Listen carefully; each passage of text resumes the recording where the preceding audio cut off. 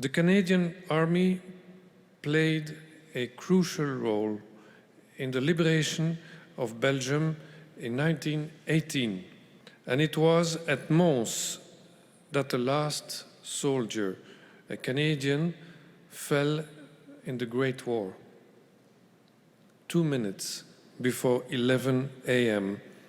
on the 11th of November 1918. The ceremony took place appropriately at the Canadian War Museum on the last day of the royal couple's visit to Ottawa. As Murray Brewster reports, it's where they unveiled a special gift to Canadians.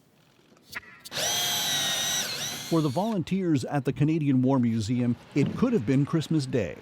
A field gun, an 18-pounder. This is where the gunner would sit. The most widely used artillery piece in the British and Canadian armies in the First World War. And for these former Canadian gunners, an absolute gem. I'm curious to know what battery was it in? Do we know any of the names of any of the people who were with it, etc., and exactly when did it fire its last round on the 11th of November?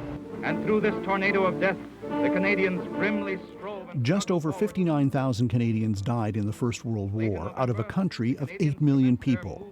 It was a national trauma beyond imagination today. Canadian patrols continued to push forward to that final line where the war was to end.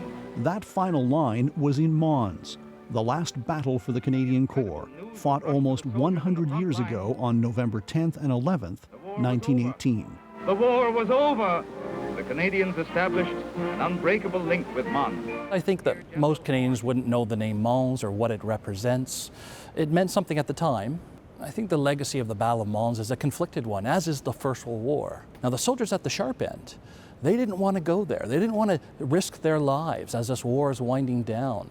Most people in Ottawa walk past here every day without knowing who this is. General Sir Arthur Currie, one of Canada's greatest battlefield commanders, who ordered the attack on Mons in the twilight hours of the war. He was accused publicly of sacrificing his men for the glory of capturing Mons, a charge that resulted in a sensational libel trial in 1928. He had to defend the war. He had to defend the 60,000 dead.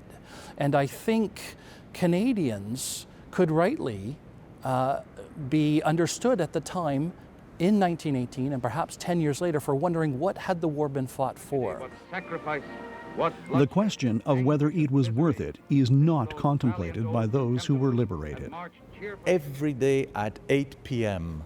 at Menon Gate, they play the last post. Rain or shine, to remember the sacrifices of those thousands and thousands soldiers. For the guys uncrating the Mons gun, it is also important to remember. Well, it's part of the history of the Corps I was in. Murray Brewster, CBC News, Ottawa.